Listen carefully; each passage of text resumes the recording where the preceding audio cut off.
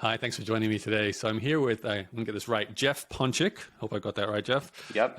Who's the founder of Repost Network.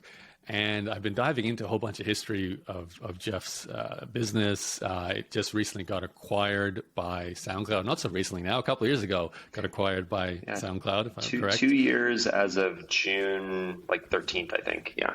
Okay. Now, I asked Jeff before if we're cool to share some numbers, and he already has. These numbers are online. So it was a $15 million acquisition, $10 million cash, $5 million in equity. So you're a proud SoundCloud owner now as a working for them. And you were doing about 1.2 million monthly run rate, according to some numbers I found on Indie Hackers. So huge success. I feel like it came out of nowhere in terms of you just showing up at Indie Hackers with, boom, this is how great this company is. I'd love to know a bit about your own background as well. But the first thing I've got to ask you, because I actually had a bit of trouble not being a musician myself, understanding what problem that Repost Network actually solves for people. Like, what was this big idea you came up with? Yeah, absolutely. So it's funny, there was the initial problem we set out to solve when we started the company. And then, once we solved that, we started getting, more deep with the creators and artists that we were working with and started solving more of their problems, to be completely honest, with technology. So, I can kind of go through what that initial problem was. Yeah, please do. So, basically the reason why I started the company was back in 2015, SoundCloud had rolled out monetization for the first time ever. So what that meant is if you were an artist, a label, a podcaster, be much like yourself, you could place an advertisement in front of your music and your channel could generate ad revenue, similar to how your YouTube channel does. And at the time, I was working in a company called Fullscreen, which ended up becoming a very large company. It was acquired for hundreds of millions of dollars. But the best way to sort of explain what it was at the time was a management company / advertising agency for the largest influencers on YouTube.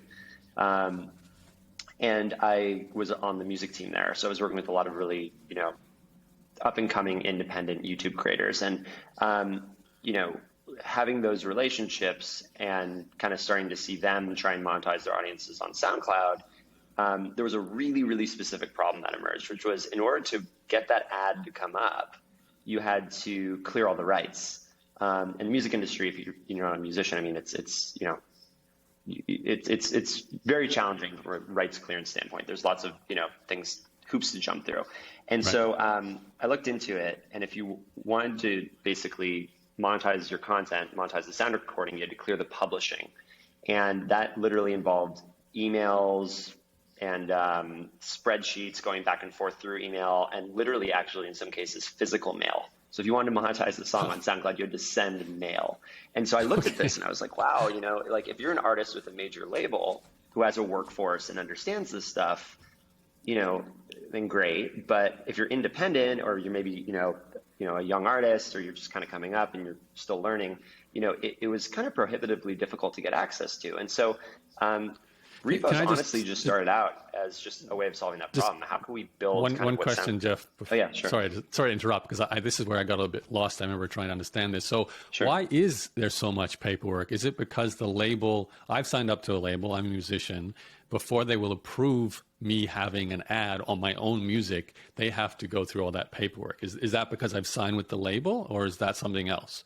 Yeah, so Repost acts as sort of a rights holder, similar to how a label might have a deal with SoundCloud. We have a deal with as a distributor with SoundCloud, right? And what we're doing is we are representing, that artist's rights to SoundCloud, usually on the sound recording side in the case of a distributor. But in this instance, SoundCloud wanted to also make sure that the publishing rights were cleared, which is a separate type of right. And so that's not really the way it is done today, but it was just the way it was done back then. Does that make sense? Yeah, it kind of does. It's funny because, as a podcaster, you just publish your show and you can put an ad in front of it. And I don't have to ask anyone permission for anything. And if I use a third-party tool, it's just me adding some code usually to whatever I do, right? But with music, it seems different because of the existing label system that was set up. There was always different, the publisher, there was the musician themselves, then there sometimes was another label involved. It seemed to have all these multiple layers, and yeah, you kind of had to always ask someone for something. Well, yeah, I mean, think about it. Like if revenue is being generated from the content, basically, if you're a SoundCloud or a YouTube or Spotify or wherever, it's, and you're generating ads or subscription revenue, you need to make sure that all those stakeholders get paid, right? And how you do that is you understand, okay, who are the people who wrote the song, or the people who are the label, or the independent artist who represents the sound recording, right? There's in the music industry, there's just a lot of, I don't know if the right word is like cooks in the kitchen, but a lot of stakeholders, right? And so the less that a DSP or music platform like kind of tightens all that up and does its best to make sure that everyone associated is getting paid, the more liability they take on, right? Because if you end up paying out the wrong amount, and the wrong person doesn't get paid, that could trickle back to the platform, right? Right. Okay. Yeah. So you came up with the idea for Repost, and how did you solve this problem? Yeah, so it honestly was just a dashboard product. So we basically launched a site. It was invite only at the time. We actually did it in this way where you actually, if you wanted to work with us, you'd connect your SoundCloud channel via API. We'd scan through your account and auto accept or reject you based on if we thought you can make revenue or not. We did that intentionally because when we started, it wasn't fully automated, right? Like behind the scenes was like, in those first few months, me sending the physical mail on the spreadsheets and emails until we automated it, right? So we had to find a way to manage, make sure we were working with artists who actually could generate revenue for our business and also manage our scale. But anyway, so you did something that can't scale to test the idea first. Correct. Yeah, exactly. Right. So we did that, and then that was sort of our like acquisition funnel. And then, we just built a dashboard where, if you're a creator, you connect your SoundCloud channel, pulls in all your tracks via API, you select what you want to monetize, what you don't. We just built an interface, right? Like just a pretty way to input all the rights information for then me to go and manually register it until my co-founder Joey came on board and like actually built the tech to, allow us to take on more scale and do it on a larger level. And so that was the initial problem we were solving, was just how do I get all of my friends and all the artists I know who, were having trouble monetizing on SoundCloud, just access that a little bit more easily. And, our mission, and it was our mission before we acquired, it's my mission and our mission within SoundCloud now, is to help musicians make a living through their audiences online, right? And so we came to that realization and realized that mission very early on. Like what happened was an artist kind of came back to me and said, hey, Jeff, I was able to quit my job at Starbucks and take music full time because of what you did for me on SoundCloud. And that was like so addicting. And it felt so good that like I kind of there was this light bulb moment and I was like, oh, I think I found my purpose, right? And like this is what makes me happy. And so, since we had that really clear mission of trying to help musicians make a living through their audiences online, it was really easy for us to just say, okay, well, we don't want to build a business on the back of just one other business. We want to do this in any other way we can, right? And so we started solving other problems on other platforms like YouTube, Spotify, Beatport, Tidal, you name it. And we ended up kind of slowly pivoting or evolving into a different type of business, which is, what is called a distributor in the industry today. Okay. So is your solution, at least the first layer when you solve this paperwork problem, is that simply like a case, and you said you had a technical kind of co-founder there, is it a case of kind of creating sort of an API for music rights? Is that kind of like what it is or not? No. So, I mean, in a lot of ways, we just act as a middleman, right? Like I'll just flat out say it. So it's, an artist comes to us, we have a deal with SoundCloud, we have a deal with Spotify, we have a deal with Apple.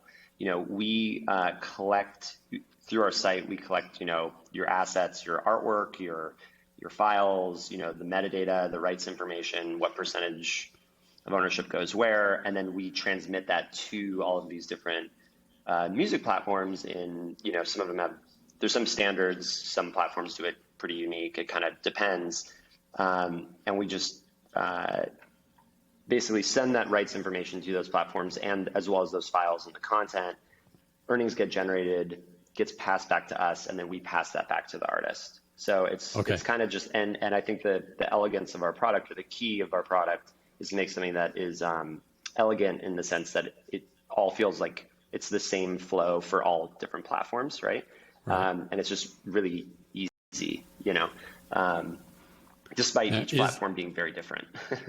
So, which actually leads me to a question. So when you say it sends the information, excuse my ignorance here, is it a case of your system is just sending an email that's saying this person just made this much money, you need to give this much to this stakeholder and this to this stakeholder? Or is it more technical than that? I would say 80 or 90% of the relationships we have with music platforms is through what's called digitize. So this is like a music industry XML standard as it relates to delivery of metadata and, content, more or less.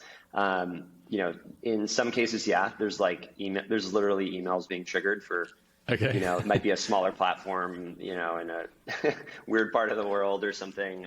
Right. Yeah, you just gotta sort of hustle. But yeah, I would say 80, 90% of it follow that general standard. Okay. Now I appreciate that. Now my head's clear on exactly what you do. You're kind of like, as you said, a middle person, but also you're a technology solution that makes everything feel cleaner, simpler, one place, one solution. So in some ways, you're like a modern version of a technology only, like a cloud-based label service for an indie artist, if that kind of makes sense. A little bit. We don't use the word label. So like the term is distributor, right? So think of it as like in the old days of the music industry, right? Like, label or artist would make a CD. It would need to get put on a truck to get sent to Tower Records and, all those other places. We're like kind of the truck, so to speak.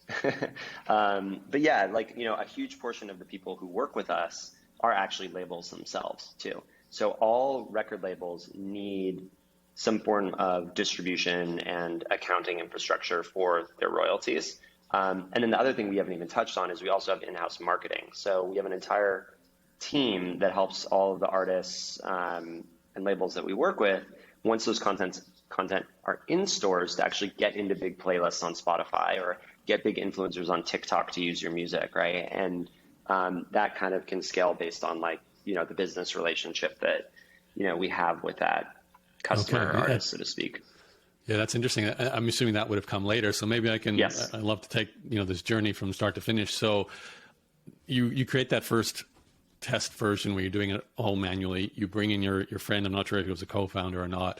He builds some of the technical side of that with that kind of like an XML language for the music industry, among wherever it needs to be manual, it's manual. That's built. Now, at that point, is it a case of word of mouth is bringing in new musicians and you're just kind of keeping up with demand, or is it the other way around? You have to start telling people you exist. Like, how did it evolve from that early day? Yeah, totally. So I was fortunate to, via my previous employer, right, to have a lot of relationships with a lot of large influencers, particularly in the electronic dance music and hip hop space, which is, SoundCloud's like two of their largest audiences, right? Yep. So I was able to tap into some existing relationships, but yes, it was all word of mouth. Like the first year or 2 years, I was a salesperson, right? So when I think of who I am as a founder and my skill set, I'm a very sales focused founder. And yeah, all I did all day, every day was just look at channels on SoundCloud, reach out to them directly, do phone calls. And then, the first couple hires were more salespeople, to be honest, and engineers. Right. And it was just kind of, that was the two pistons in the engine, was just engineers and salespeople. And then of course the marketing and stuff came later. But yeah, it was word of mouth. And, we invested really heavily in customer support when we were very early too. So one thing is we made everyone on the team do support for probably much longer than we should have.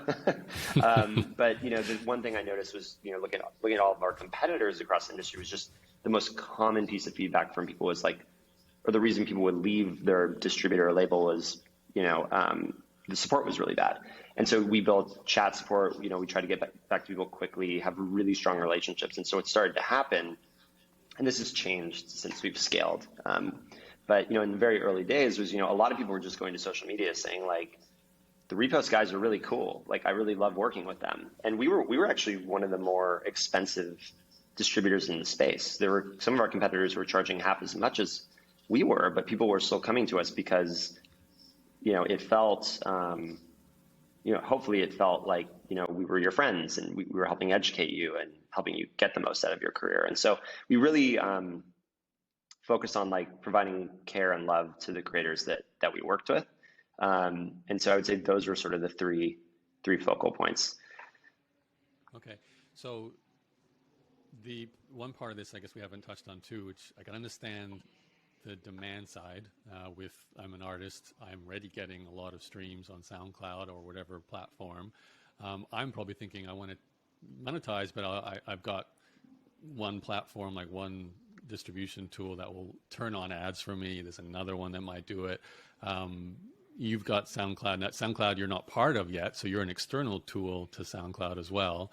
I can see how, yes, customer service is great, but at the end of the day, I'm also thinking, how much am I going to make, right? And that's a big part of this. So how do you fulfill the money generating side? Like, do you have a lot of relationships with ad media type companies? Like, what's that side of it like? Yeah, so we're unfortunately in most cases beholden to the ad sales teams and subscription businesses at the music platforms that we ultimately deliver the content to, right? So, we do a lot on YouTube, right? We help police rights and help artists make money on YouTube, but we can't control the ads that run on YouTube. And we don't have an in-house sales team or connections into those platforms to do that. And honestly, very few, next to no companies that we compete with do that.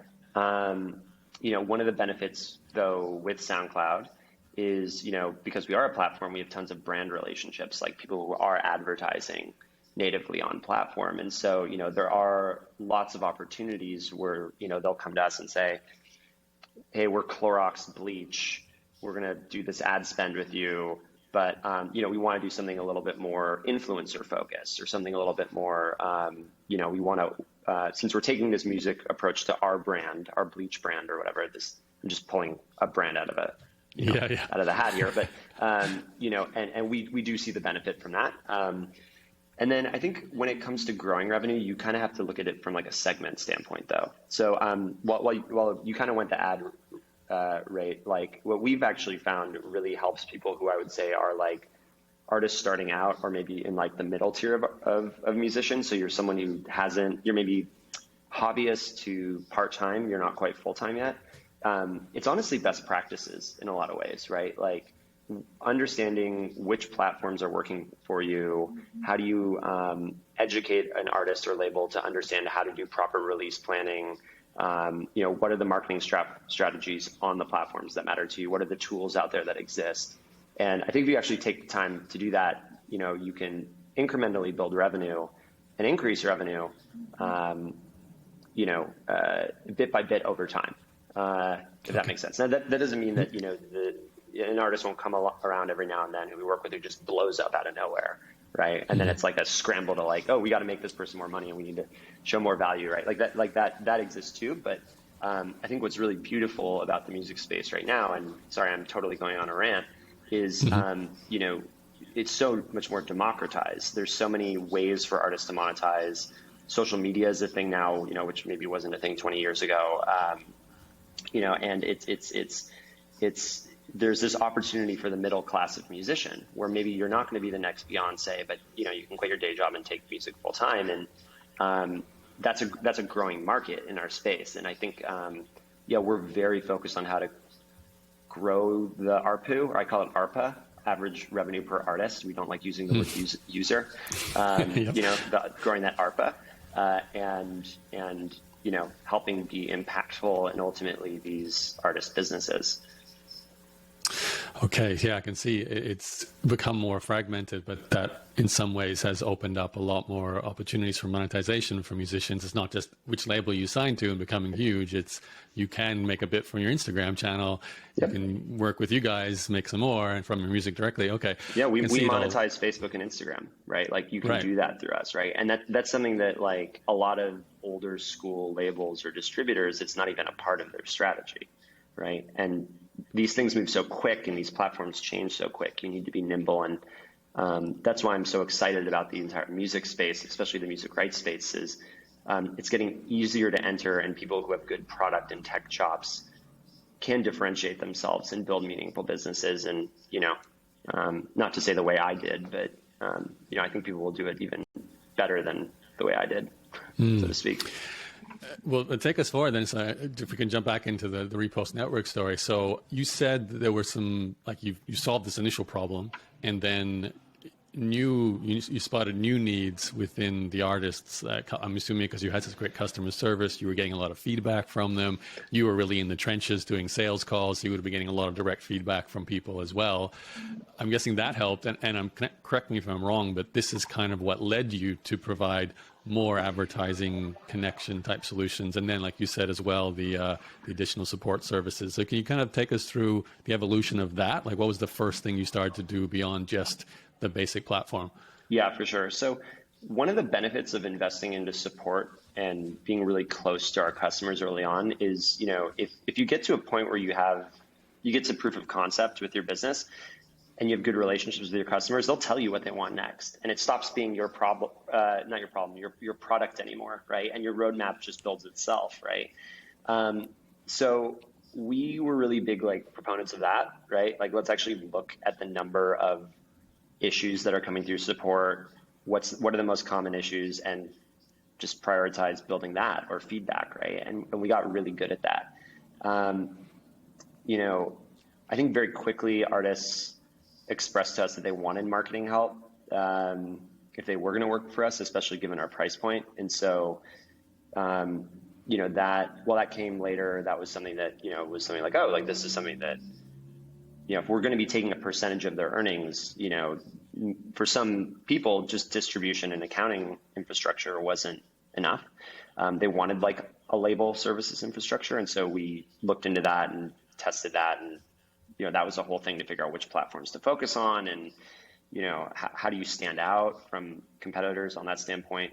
But I remember there was one point in the business where we kind of, SoundCloud in the early days,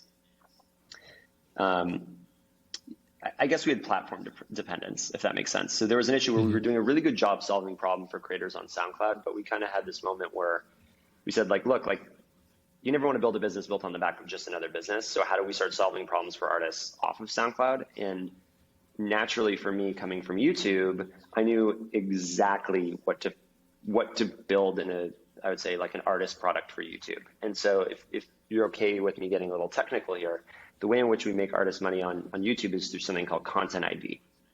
Okay, and what that is let's say you upload a student film with my music in it without my permission, right? We can take that song, give it to Google, identify every third-party usage of that song across their platform, force an advertisement in front of your student film, and take your revenue and give it back to the artist, right? And so it's a very back end 100% of the revenue, 100%. Yeah, you've infringed on our clients' rights, and so none of that revenue should be available to you. And it gets very complex, and there's this whole back end, and where rights holders fight over things, and deals change, and it can get kind of complex. But that's the very high level view of it.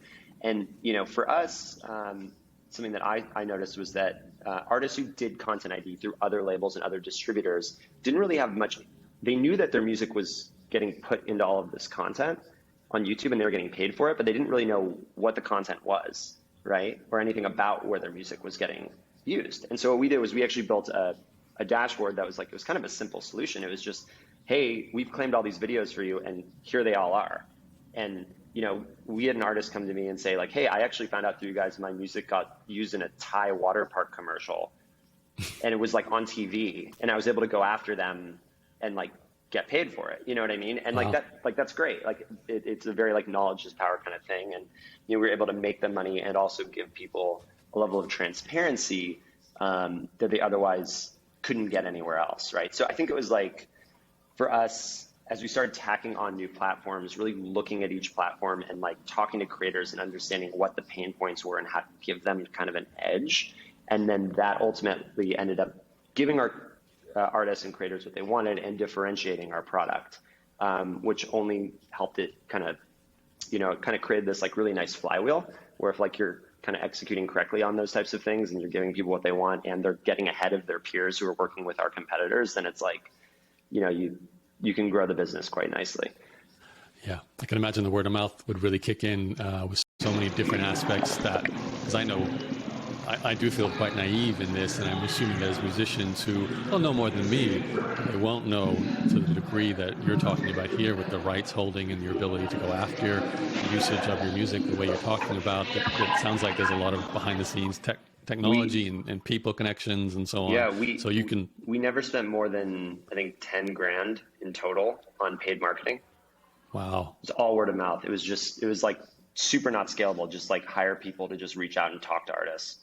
And then they'd talk to their friends, and it was that, and then calling the company Repost.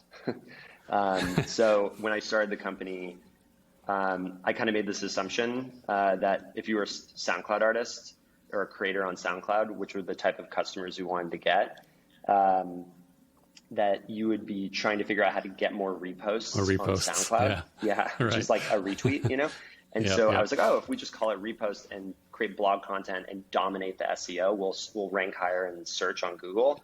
And so at the beginning, like a quarter of our signings would come in from just organic, free, SEO. Wow. Once that kind of got to it kind of steamrolled enough. So.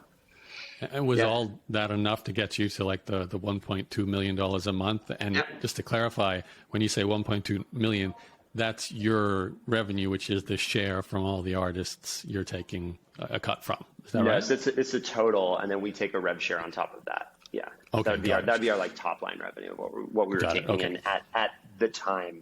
What that was like, 2-3 years ago, something like that. Yeah, and then you pay out the artists from that money. We take a percentage. Okay. Yep. Got it.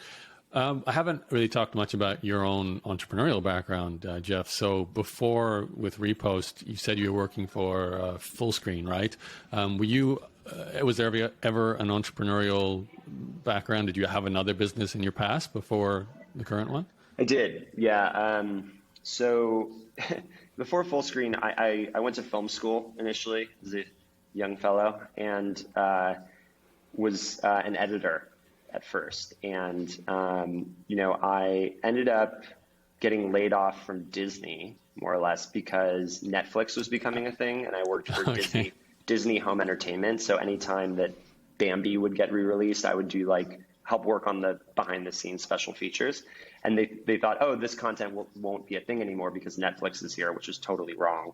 I ended up getting laid off. And so I ended up at this company called Jukin Media, which is actually pretty big now, which does viral video licensing. So it's bridging the gap between, someone gets kicked in the balls on YouTube and it goes viral or whatever. They'll license it and get you paid for that by getting it onto shows like Tosh.0 and Ridiculousness and all these viral video things. And so I started out as a video editor there, and I was maybe the fourth or fifth employee. So I kind of got the experience of not being a founder there, but being kind of on the ground floor of something new. And now it's, hundreds of employees, offices in LA, New York, London, still friends with the founder. He's a great entrepreneur. But I learned a lot about content, like digital content, YouTube. But I was always editing too. And then while I was editing at that company, I found this software that would be able to synchronize multiple videos via the audio waveform. So if you had a 3-camera shoot and they're all shooting the same audio, it would take a lot of time to sync them up. But this just scanned the audio because they were all recording the same audio and sync it via that. And I had this light bulb moment, and I was like, oh my God, everyone's at concerts filming with their cell phone cameras. What if you could turn the audience into the cameraman for the artists using the same technology? And so I was able to get a small amount of funding through accelerator called Start Engine, which is still around. We were their first fund, and quit Jukin, did that full time, built the video processor from scratch. We actually licensed that part of the tech, but we built a processor around it. And, it was a small company. It failed. It totally failed. We ended up building this really cool tech, but there was no business behind it. And hardest thing I've ever had to go through was like admitting that like I had convinced a couple people to quit their jobs and do this full time, and then like it didn't work out. And but it was a huge learning experience, right? It made it so that when I went and did Repost, it was great. And then so after about a year and a half of that, we ran out of money, shut it down. I went to Fullscreen originally as an editor, like kind of tail between my legs, didn't know what was next, defaulted to the thing I knew really well, which is video editing.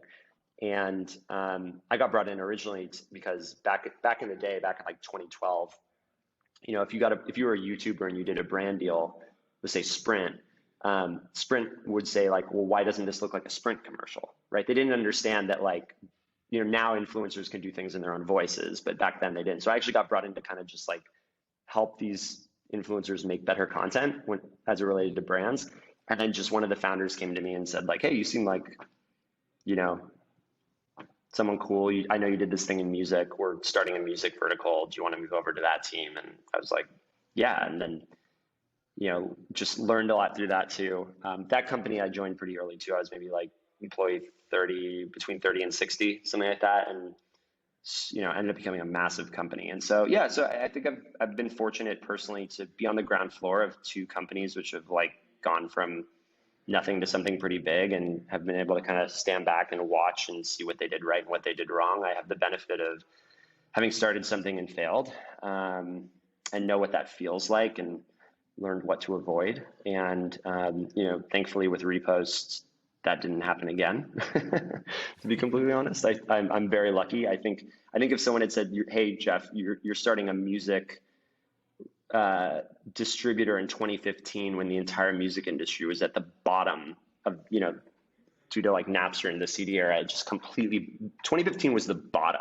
And that it was like the dumbest time in history to start like a distributor in music. And it's when streaming popped off. And I just got very lucky to be in the right place at the right time. Yeah, I think that was like the lowest point in terms of revenues being made for artists, right? Yeah, and I just went right into it because I didn't care about the market. I cared about the problem. Yeah. Can you think back to, because I know did you start Repost while still working at Fullscreen, or was it a case of I'm just going to go all in and no? No. I left Fullscreen and then period of time went by and then started it. Okay. So then you did kind of do that whole, this is like, has to be it, or I have to get a job again. When Repost Network starts to work, I don't know how fast that happened in terms of you seeing enough income from it to pay yourself. Was that like year one, month one? Do you remember that from the early days? Yeah. So it was the first 6 months. So leaving Fullscreen was really tough after that. Like had no income, blowing through my savings, right? Like I was, I'm very lucky to have, had a little bit of cushion to get through that period. It took a really long time for me to get a deal with SoundCloud. So I remember I said like, in order for me to monetize things for artists, I need to have a business relationship with SoundCloud. I was a nobody. I was a guy on a couch, and I had to convince SoundCloud how to do a deal with me after they had just done a deal with Universal Music and Warner and some of the biggest music companies in the world. And that was, yeah, totally. Yeah. And it was really hard. So, that in of itself took a really long time. And then, Can I just ask you, how do you do that? Like, how do you convince a company like SoundCloud to believe in what Jeff Ponchick says is going to work? Yeah, totally. So I had a friend who had sort of a label of sorts, and it was kind of at scale. It was very YouTube focused, and he had a few hundred artists that he like directly managed the monetization for on YouTube. And so I basically came to him and said like, look, hey, I've got this vision. I want to solve this problem. I want to start this company. But I can't just go to SoundCloud with like nothing. Can I do a deal with you and basically say, if I get a deal with SoundCloud, I'll monetize all your artists on SoundCloud and we'll split the net earnings 50-50, right? Or I gave him like some great deal. He might have even gotten more than 50% and I got less, but it was just like, so then I was able to go walk in the door once I finally got that meeting with SoundCloud.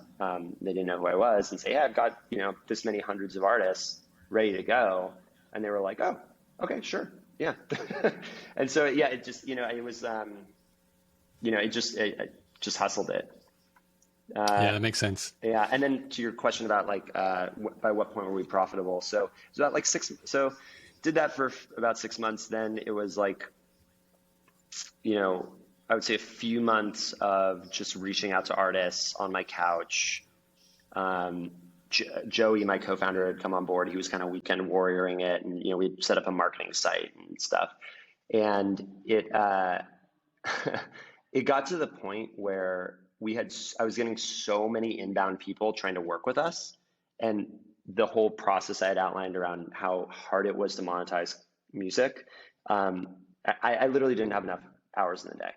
I was ripping my hair out. And so I kind of got to this point where I was like, either I raise a little bit of capital or this isn't going to work, right? Because it's not going to scale quickly enough, which is a good problem to have, but it's also like a very stressful thing to go through. And so I went out, I actually went to Amplify LA.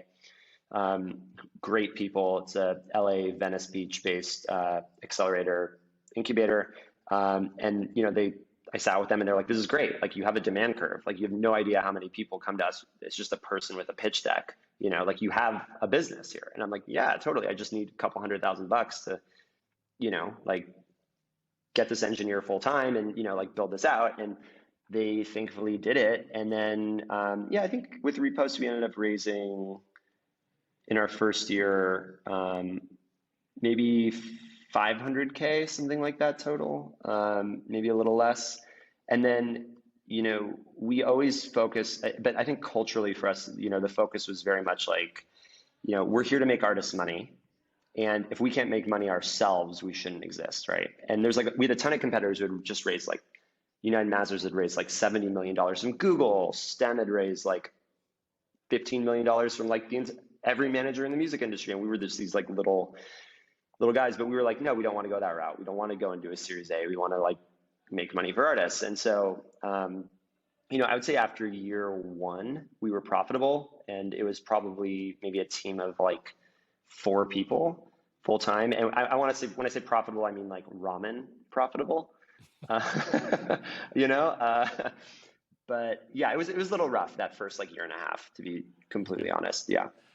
So if we whoosh forward all the way to the point where you're actually being acquired by SoundCloud, more than ramen profitable at that point. Yeah. So what made you consider getting acquired, making the sale? And did you even see that as an endpoint prior to SoundCloud? Maybe, I don't know who approached who there, but was your vision actually to take it yourself to hundreds of millions a year in revenue, or is the case you're happy because you get to work with a company and they came along at the right time? Yeah, look, SoundCloud was always a very natural fit, right? SoundCloud had a change in leadership. So Carrie Trainer and Mike Weissman came in about 3.5 years ago, recapitalized the business. The original founders stepped down. They're very much change management. And so SoundCloud was heading in from my opinion, a really good direction. As being a growing, sustainable, rah go creator type company. So to me, that was kind of in the back of my head, always the dream. But yeah, look, the reason to sell, we didn't want to sell. We liked to, me and Joey, we loved what we did. We're changing artists' lives. It was incredibly fulfilling. But what ended up happening is, I think in the summer of 2018, the distribution space got hot. Our space got hot. So Spotify did a big private equity deal with DistroKid. Apple acquired another one of our competitors, Platoon. And so my phone just started ringing off the hook, right, from people in private equity and music platforms. And name some of the biggest companies in the world own music platforms, by the way. So when Amazon calls you, it's whoa, and then also major rights holders and record labels. And so we had to make a business decision, which was, either we go out and we run a process to raise some capital or sell, or we stand the risk of being the last person at the dance without a date. And all of our competition is way more, has a bigger war chest than us. And the other part too is, we're not stupid or naive. If they're talking to us, they're also talking to our competitors, right? Because the space is hot. So we ran a formal process. It wasn't initially to sell, but very quickly all the conversations went right to that. And so, so, we ran a process to see what we could get, and SoundCloud came to the table, and, it wasn't our only option, but, we felt that, for the team we built, for what we feel like we need to have to feel fulfilled in our work, that SoundCloud was the best cultural fit, because, they are a tech company in music, right? I think if you go to a major label, they might not respect the tech as much, but, maybe that's not the case. I don't know. But that was my assumption. And if you look at all the music platforms that are out there, maybe excluding YouTube, and YouTube isn't very music focused. Oh, music's a big focus for YouTube, excuse me, but it's not like the focus. It's kind of like the #1 platform for independent creators. And our mission of, helping artists make a living through their audiences online could really be amplified through the scale and the data and the information that exists on the SoundCloud platform. And so it was kind of just like, once we kind of got to know Carrie and Mike, we were really impressed with them too, as leaders. And we felt like also we could learn a lot from them personally, and the team could learn a lot. It was a good culture fit, and it felt like it was a 1 + 1 = 5 investment thesis. And so, 2 years later, I'm very happy with the decision. We're helping more creators than ever before, and I'm learning a lot. And, it's interesting. You go from like, I want to learn to be a startup founder, then it's like you learn to be an executive at like a bigger company. And, you just hear so many of those horror stories of like founder sells to bigger company and they're chained at their desk and they hate it. And that's, so far away from the truth here. And so, I'd say like very happy with the decision overall. That's fantastic. Yeah. What was the sale price negotiation? Because that was probably the first time you ever did something like that, right? You're kind of negotiating, correct me if I'm wrong, the largest part of your net worth at the time probably still is. Was that like a challenge for you, or did it just go so easily because you knew the SoundCloud people so well? Hardest thing I've ever done. Okay. Yeah, I think it's incredibly stressful. Yeah, it's a very life-changing thing to go through. And to SoundCloud's credit, they're good negotiators, right? And I'm this guy who, I don't have a law degree. I haven't gone through an M&A process before, and it was hard to not feel outmatched a little bit. But you also look at it and you're like, oh, like this is a really good team, and going through an M&A experience with the other side also gives you an interesting lesson in like how it will be to work with them too. So that was, I think, valuable, and super hard. I mean, I think there's this really funny story. When we finally announced the deal, Mike, who's now the CEO, was the COO at the time, flew out to LA so we can announce it to the team. And we announced it to the team, and everyone's stoked, everyone's happy. We end up going to like the closest bar to the office to kind of go celebrate with everyone. And I'm sitting at the bar, and it's been like months and months of stress, and I start to feel like a fever and kind of sick, and my body just completely shut down. It was I've never gone through anything like that. It was just like the weight of having gotten through the deal it just like fell off me, and I just went home early, and I like crashed for like 2 days. It was a really interesting lesson in like how to manage stress, I guess, and how like that kind of thing can really build up. But it's interesting you say that. Some of the other guests I've had on the show who've also sold companies, they talk about the stress of completing a deal, and from the lawyer side, from determining the valuation side. Is it the stress just come from it's so important to you, but you also are not in control of it ultimately as well, right? So is that kind of what makes it so stressful, or is it simply just you have to go through so much scrutiny and so much looking at numbers and, kind of revealing behind the scenes of your company? Yeah, look, it's probably different for everyone, right? But for me, I mean, it's a lot of things, right? For me, I think one of the scariest parts is the fear of the unknown, right? Like you don't really know if what you're doing is going to work, right? And you have your team that you're responsible for. You have all of your clients and customers, in my case, artists and labels who I love and care about. And, for me the whole time, I'm like, shit, like, is this going to get fucked up? Like, is this going to be worse? And it, like, that kind of unknown of what it's going to really be like on the other side was very stressful. The other aspect of it is it's also just a lot of work, right? It's like you have to simultaneously run and grow your business, right, while negotiating this deal. And if the business dips, right, like, if you think about it, if you're on the buyer side, you're looking for any opportunity you can to get the price down, as you should, right? So yeah, it's just kind of like you have to run. You're running your business. You're negotiating this deal. You're going through diligence. It's just an incredible amount of work. And so, yeah. And then there's also the fear of the unknown part. Yeah, entering another company and doing a new role. So yeah, that's a tough job. Okay, Jeff, we've got maybe one more question, or maybe two, just before we kind of wrap it up here. I know we've got about 5 minutes left. So you had a big exit, so like 10 million in cash, 5 million in equity. I know it all didn't go to you. There was your co-founder, there was initial investors, and maybe some of the team as well. But I'm assuming a fairly big chunk did go to you. And that's, as I said before, probably your largest source of capital at the moment.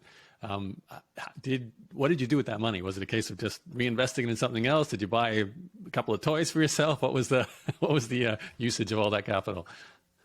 Yeah, I think, like with anything, right? Like, for me, I invested it. Yeah, like, I'm not someone who needs to have a very flashy life, and it's just make your money work for you, because one day you might not have a job or be in as enviable as a situation, and you want to make sure you're covered, I guess, long term. What was your investment vehicles of choice? Are you just handing it to someone to manage, or did you kind of do it yourself, or stocks? A little bit of both. Real estate, so crypto. Sorry. Stocks, real estate, crypto. Just kind of what was the structure? Yeah, I work with a wealth manager. I'm part of it. For the stuff I want to be more aggressive about, I do myself. I like to play in crypto. I think it's fun, but I definitely have the mantra of don't invest more than you're willing to lose. It's a little, especially with recent events, right? It can be a little volatile. Yeah, a little bit. So yeah, it's you gotta spread it. You gotta diversify your assets. Never put your eggs in one basket. And yeah. Awesome. So, and just going to be the wrap-up question, now that you're inside with SoundCloud and you're still, I'm assuming, the boss of the Repost network part of SoundCloud, what is it a case of just doing the same thing but on a grander scale? So it's two things. So one, the first one is part of our investment thesis when we were acquired was we had built distribution from the ground up. But we were selective about the artists we were working with. SoundCloud's the largest open audio platform in the world, right? So the amount of creators on the platform is, it's millions and millions of creators. So part of it was, let's launch a kind of stripped down version of our product for a subscription SaaS fee, or basically a subscription fee, and offer it to all of those artists more kind of in that, like, as I was saying earlier, like hobbyist to part-time range, right? So just real quick, easy way to just get your content into stores and make money. So we launched that and then also allow them to monetize their music on SoundCloud too. So we launched that about a year ago. It's going very well. It's not a matter of how much scale do we want to take on, or how much scale is there. It's a matter of how much do we want to take on. So we are, kind of slowly taking larger bites out of SoundCloud and, getting more customers and things like that. And there are ways to kind of point SoundCloud's funnel into that at scale offering.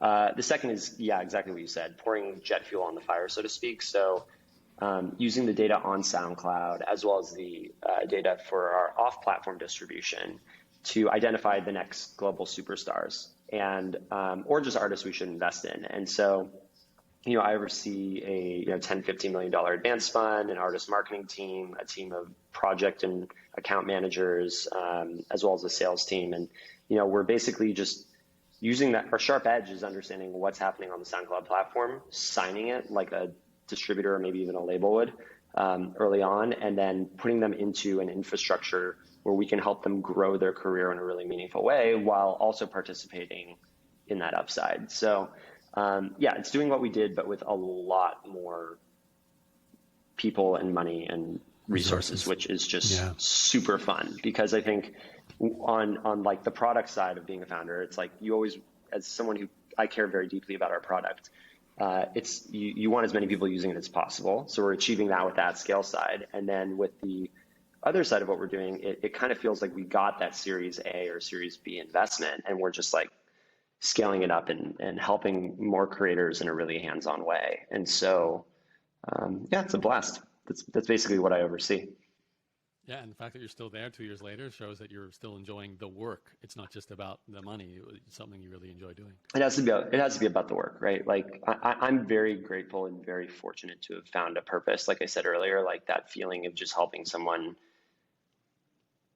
take music full time I'm addicted to that. And yeah, like it wasn't about money. It was just about finding the place that would let me do that on a larger scale and let me learn to become a better entrepreneur or executive in the process. And, I think as long as that's there, then, I'm as happy as a clam.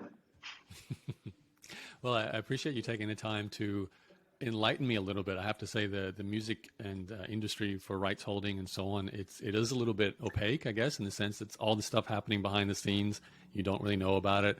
You go to YouTube, listen to a song, you don't really realize how or who is making money from that process. And I still don't really know, but I can see there is actually a lot going on, and I can see why your platform worked in the first place with the initial idea. So thanks for sharing. Any other websites you want to send people to? SoundCloud.com. Check it out. Listen to music there. Just lost your audio, but there we go. No. SoundCloud.com is what I said. SoundCloud.com. Okay. You're the first guest I'll have whose website is SoundCloud.com, and that's very cool. I appreciate the time, and thanks, Jeff. Cool. Have a good day. Bye.